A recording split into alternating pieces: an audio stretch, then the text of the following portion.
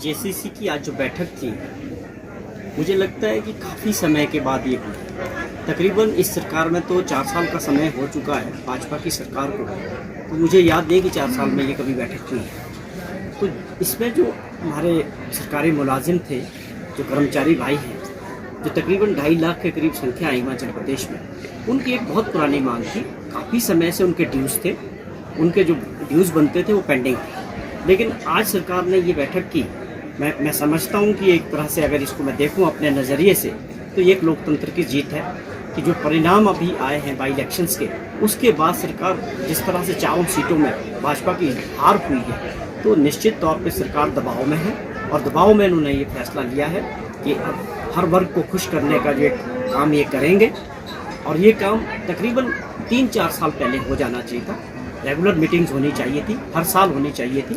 जो सरकारी मुलाजिम के जो हक बनते हैं टाइम टू टाइम उनको वो मिलने चाहिए थे। ये ऑलरेडी बहुत डिले हो चुका था, लेकिन आज ये हुआ है अगर 6 साल के बाद, तो हम इसके स्वागत करते हैं कि इसके अच्छे परिणाम आए। ऐसी उम्मीद करते हैं कि जो इसमें फैसले हो तो उसको अमली जामा पहनाया जाए और लोगों को, कर्मचारियों को उनके हित जो होने चाहिए वो सुरक्षित होने चाहिए, उनकी जो मांगें हैं वो मानी जानी चाहिए और उसके ऊपर जो है इम्प्लीमेंट होना चाहिए। ये इसमें देखने वाली बात है।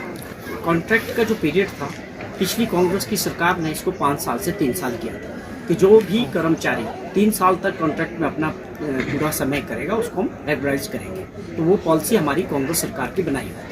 आज अगर 4 साल बाद उसमें ये इलेक्शन ईयर है, ये 5वां जो साल होता है वो इलेक्शन का समय होता है। इस वक्त जो फैसले लिए जाते हैं, ज़्यादातर फैसले ज़मीनी स्तर तक उतरते नहीं हैं, पहुंचते नहीं हैं, इम्प्लीमेंट नहीं होते हैं। क्योंकि 5वें साल में अगर आपको होश आती है, तो ये होश आने का कारण मैंने बताया कि क्यों है। लेकिन अगर इन्होंने इसको 3 साल से, कॉन्ट्रैक्ट का पीरियड अगर 2 साल किया है, हम इसका स्वागत करते हैं और इसको जल्दी से जल्दी इसको इम्प्लीमेंट हो। जो लोग उसके दायरे में आते हैं उनको जल्दी से जल्दी रेगुलाइज किया जाए, जिस भी महकमे में है, जिनका 2 साल का कार्यकाल पूरा हो चुका है। अभी तो मुझे लगता है कि 3 साल का कार्यकाल भी लोगों का पूरा हो गया होगा, उनको भी, और जो 1 साल का जो इसको रिलैक्स किया है उनको भी इसका फ़ायदा मिलना चाहिए। लेकिन केवल ये घोषणा नहीं होनी चाहिए कि आपने मीटिंग में बोल दिया, कागजों में हो गया, फाइलों में हो गया।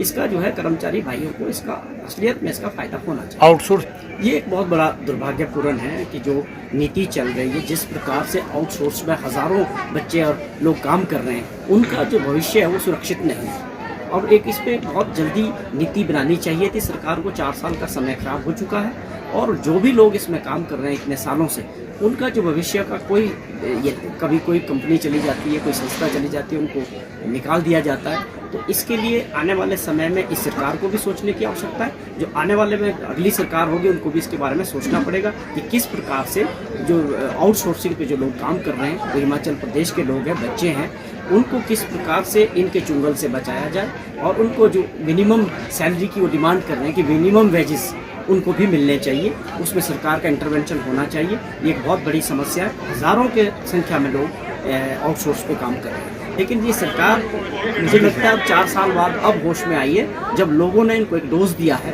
लोकतंत्र का ये डोज है। अब मुझे लगता है कि जीरो होने की वजह से अब ये थोड़ा सा समझने की कोशिश कर रहे हैं और मैं समझता हूँ कि अब समय निकल चुका है। अब 4-6 महीने की सारी सरकार है। अब ये क्या करेंगे, कितने फैसले होंगे, कितने ज़मीनी स्तर पर उतरेंगे, कितने लोगों को फ़ायदा होगा, ये अपने आप में एक बहुत बड़ा क्वेश्चन मार्क है।